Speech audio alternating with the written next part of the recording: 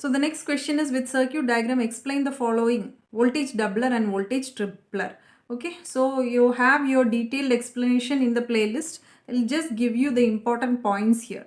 So it is asked in the model question 2C part. So what is a voltage doubler? Your input voltage will be doubled, that is your V out will be equal to 2 Vm if Vm is your input voltage. So this is your circuit diagram of your voltage doubler, which consists of two diodes D1 and D2 and two capacitors C1 and C2. Input side you have your transformer. Okay, so you will be having your output will be equal to 2 Vm. So here how will you get the output is equal to 2 Vm? It will work in two conditions. Case 1, during the positive half cycle. So input is a sinusoidal signal, right? So during the positive half cycle, what will happen? During the negative half cycle, what will happen? Your explanation will be over. So during the positive half cycle, case 1, what will happen? Positive, here it will be positive, here it will be negative. Which diode will conduct now? Positive, positive. So diode D1 will conduct, diode D2 will conduct, will not conduct. Diode D1 will be forward biased, it will act as a closed switch, whereas diode D2 will act as a reverse bias or an open switch. So your conduction of your current flow is through this direction. Your capacitor will charge to Vm. So during the positive half cycle, your value of C1 will be equal to voltage Vm. Okay, during the second half cycle, that is during the negative half cycle of the input signal, what will happen? Your diode, it will become negative and positive. Okay, so during the negative half cycle, what will happen? This will become negative and this will become positive, right? So here your diode negative is going here. So diode D2 will be forward biased and diode D1 will be reverse biased. Okay, so diode D2 will act as a closed switch, and during the negative half cycle, your capacitor C2 will be having Vm. So your output will be equal to Vc1 plus Vc2. So Vm plus Vm, which will give you 2 Vm. So this is your working principle of voltage doubler. Now what is your working principle of voltage tripler? In the input side you have your transformer.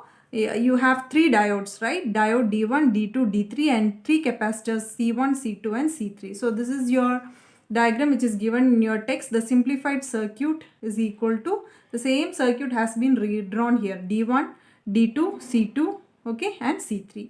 So what is your tripler? Your output will be equal to 3 Vm, right? So here in this case, how you are getting the output is equal to 3 Vm is during the 3 half cycle. So first you are considering during the negative half cycle of your input signal. Second, you are considering during the positive half cycle, and again you are considering the next half cycle. So totally 3 half cycle is required for you to give you the output as 3 Vm. Okay. So during the negative half cycle, what will happen to your circuit? Now you will be having here as negative and here as positive, right? So diode D1 and your diode D3 will be forward bias. That's what it is written here. Diode D1 and D3 will be forward bias. Diode D2 will be reverse biased. So this is your current conduction. So C1 will be charging during the first negative half cycle. Your C1 will have Vm. During the second case, what will happen? During the positive half cycle. So this is during the positive half cycle, what will happen? Your diode, if I give here, now here it will be positive, here it will be negative. So diode D2 will conduct. Other two diode will be open circuited. Okay.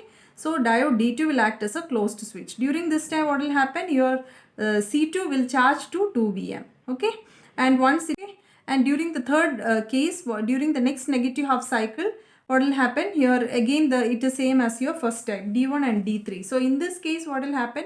C1 is already charged, C2 is already charged. Now it will take a path from your positive to negative, right? So positive to negative through D3 and C3. Now C3 will be whatever 2 Vm, you will be having the capacitor C3 to be charged to 2 Vm. So what will be your output? Output is taken across C1 and C3. So C1 already has Vm, C3 already has 2 Vm. So you will be getting summation of both is equal to 3 Vm. The detailed explanation of this is available in the playlist. Please go through it.